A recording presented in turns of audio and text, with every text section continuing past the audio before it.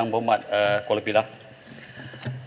Untuk makluman ahli yang berhormat, Jabatan Penjara Malaysia melaksanakan program dan aktiviti rawatan dan pemulihan kepada banduan bagi membina semula sasiah, sikap akhlak rohani melalui program pembangunan Ihsan PPI. PPI dilaksana secara peringkat meliputi 4 fasa dan mempunyai tempoh masa tertentu, bermula dari fasa orientasi awal kemasukan, fasa pengukuhan sasiah, fasa kemahiran dan fasa reintegrasi untuk pra bebas.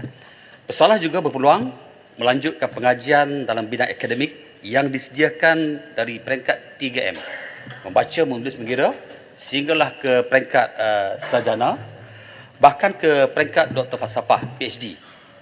Berikut kalau boleh saya kongsi adalah statistik pesalah yang melakukan melanjutkan pengajian dalam bidang akademik bagi tahun 2022. Untuk sijil pelajaran Malaysia SPM terdapat 128 orang memperolehi kelulusan 100% berbanding pada tahun 2021, iaitu pada kadar 99.56%. Kita ada juga di peringkat diploma 3 orang, di peringkat ijazah sarjana muda ada 2 orang, dan PhD 3 orang, seorang yang telah memperoleh PhD, seorang sedang di peringkat pembentangan viva, dan seorang lagi sedang pengajian di peringkat institusi penjara. Jabatan Penjara Malaysia turut bekerjasama dengan Jabatan Agensi Kerajaan dan Swasta dalam memberi peluang pendidikan dan latihan kemahiran.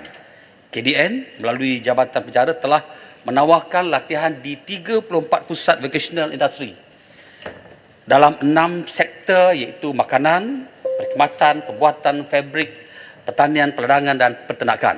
Program-program ataupun latihan-latihan telah dikenal pasti untuk membantu banduan meneruskan kehidupan mereka supaya tidak terjebak kembali ke dunia jenayah adalah dengan memperkasa program TVET. Untuk makluman, mulai 2012 hingga 2022, seramai 15,790 orang banduan telah melalui latihan TVET melibatkan persijilan kemahiran SKM daripada Jabatan Pembangunan Kemahiran JPK, Kementerian Sumber Manusia, Kementerian Sumber Manusia seramai 15,126 orang dan persijilan sijil kecekapan kemahiran daripada Lembaga Pembangunan Industri Pembinaan CIDB seramai 664 orang. Saya boleh share juga, selain daripada itu, Jabatan Penjara Malaysia komited dalam memperkukuh pelaksanaan program TVET dengan memperkukuhkan kerjasama industri dengan agensi melalui Corporate Smart Training CST yang dilaksana dalam tempoh jangka pendek dengan jaminan pekerjaan kepada pesalah. Berdasarkan rekod Jabatan Penjara Malaysia yang berhormat, bagi tahun 2023, seramai 370 pesalah sedang menjalani program CST dengan persijilan sijil kemahiran Malaysia tahap 2 bagi bidang pemanduan kenderaan berat awam, barangan dan kecemasan dan operasi manual pembersihan awam. Manakala sijil kemahiran Malaysia tahap 3 bagi bidang terapi spa. Sebagaimana dibentangkan oleh Yang Berhormat Menteri Dalam Negeri baru-baru ini, KDN sentiasa menyokong usaha Jabatan Penjara dalam proses mereformasikan penjara ke arah pusat pembangunan peradaban budaya kemanusiaan. Usaha yang dilakukan oleh Jabatan Penjara melalui reformasi penjara sebagaimana dibentangkan tempoh hari dan pembangunan peradaban budaya manusia adalah selaras dengan nilai-nilai utama Malaysia Madani. Antaranya ialah kesejahteraan masyarakat, daya cipta, keyakinan dan ihsan. Ini yang sedang dibawa dan dilakukan oleh Kementerian Negeri melalui Jabatan Penjara. Terima kasih. Terima kasih Yang Berhormat Menteri. Soalan tambahan Yang Berhormat Kuala Pilah. Terima kasih Yang Berhormat Timbalan Di-Pertua. Soalan tambahan Kuala Pilah, apakah langkah-langkah yang diambil oleh kementerian bagi menarik minat majikan untuk menggaji pekerja daripada kalangan penghuni penjara dalam bentuk orang di parol, ODP, orang bebas berlesen OBB dan orang diselia ODS? Dan apakah perancangan Jabatan Penjara dalam usaha menggalakkan lebih ramai penghuni penjara untuk mengikuti program TVET? Terima kasih. Yang Berhormat Menteri. Sahabat saya Muhammad, dari masa ke semasa KDN dan Jabatan Penjara membaiki apa yang kita lakukan daripada dulu hingga sekarang. Untuk makluman Yang Berhormat, KDN melalui Jabatan Penjara Malaysia mengharapkan lebih banyak lagi majikan menggaji penghuni atau bekas banduan untuk memberi peluang kedua kepada golongan ini agar kembali ke pangkuan masyarakat selepas tamat menjalani hukuman. KDN juga sudah dia maklum bahawa perkara ini sebenarnya bukan baru.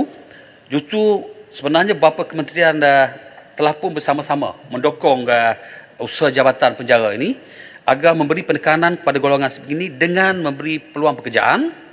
Dalam masa yang sama, ganjaran dan inisiatif dapat dirasai sama oleh pihak majikan. Kita sentiasa menggalak kementerian dan juga pihak-pihak lain untuk bersama. Antara agensi yang turut mendukung usaha jabatan penjara memberi peluang pekerjaan kepada golongan ini termasuklah Jabatan Tenaga Kerja, Kementerian Sumber Manusia sendiri, KESO, LPP, KBS dan banyak lagi kalau saya nak senaraikan. Dan KDM melalui Jabatan Penjara juga melaksanakan beberapa siri seminar dengan agensi-agensi kerajaan, NGO untuk kita tambah baik dan menggalakkan lagi lebih ramai pihak terlibat dengan program-program seperti ini. Selain daripada itu, perkara yang mampu untuk menarik minat para majikan supaya menggaji golongan ini ialah dengan kita menawarkan insentif pengecualian potongan cukai.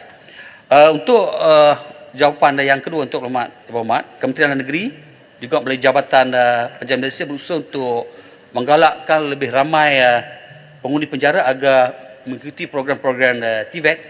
Antara program kita laksana ialah program Akademi Industri, melibatkan kerjasama antara Jabatan Penjara Malaysia dengan Malaysia Productivity Corporation MPC melalui Kementerian Ekonomi. Kita ada program riban kuning iaitu latihan kemahiran dengan IKBN dengan IKTBN di bawah Kementerian Bidang Sukan. Kita ada program peluang kedua PK TVET kerjasama dengan MRCB. Kita ada latihan kerjaya dalam bidang pertanian, perdagangan dengan kerjasama Lembaga Pertuan Peladang dengan Giat Mara dan pelbagai program lain. Ini antara program-program dan melalui program reformasi yang kita umumkan akan banyak lagi program-program lain untuk memperlihatkan bahawa penjara bukan pusat hukuman tapi membentuk sasiah supaya mereka diberi peluang kedua dan tidak kembali ke penjara. Terima kasih. Yang Berhormat Kuala Kerau. Terima kasih Yang Di-Pertua, terima kasih Menteri. Saya nak bertanya, apakah kementerian ada cadangan untuk memberikan insentif yang sama kepada NGOs yang sudi untuk mengambil bekas-bekas mereka yang peranduan ini untuk berkhidmat dalam sebuah perkhidmatan, ataupun ada golongan individu yang juga berhajat yang sama. Dan yang kedua, sejauh manakah keberhasilan program pelepasan orang bebas berlesen sebagai usaha untuk mengurangkan kesesakan dalam penjara. Terima kasih. Yang Berhormat Menteri. Terima kasih Tuan, terima kasih Berhormat. Kalau kita lihat dari data kita, apabila bekas-bekas apabila banduan melaksanakan program-program, sama ada program-program yang saya sebutkan tadi, kita lihat dari segi data yang kita ada, daripada 800 orang banduan yang terlibat, mereka yang melakukan kesalahan berulang hanya lebih kurang 0.24% saja. Maknanya kalau 800 orang, seorang juga yang terlibat. Makna sangat berkesan program-program serupa ini. Berbanding kalau kita lihat mereka yang menjalani hukuman tanpa melalui program ini, 18.6% dia kembali melakukan kesalahan. Maknanya program-program yang kita buat ini amat berkesan sekali. Dan sebagaimana saya sebut tadi, dalam reformasi penjara yang kita buat, memang kita akan lakukan perbaikan dan kita akan beri lagi galakan insentif mulai cukai dan sebagainya kepada syarikat-syarikat dan juga mereka yang terlibat dalam program ini. Umpamanya kalau kita lihat dari segi angka kita hari ini, jumlah mereka yang terlibat dalam jumlah syarikat yang terlibat, contohnya Sandabi, Fekra ada, MRCB, Panasonic, kita beri potongan cukai, maknanya 4,000 untuk seorang pekerja dia bagi. Jadi maksud saya tadi NGOs bukan industri. Ya, NGO juga kita ada program-program yang kita buat dengan NGO sebagai. Terima kasih. Terima kasih.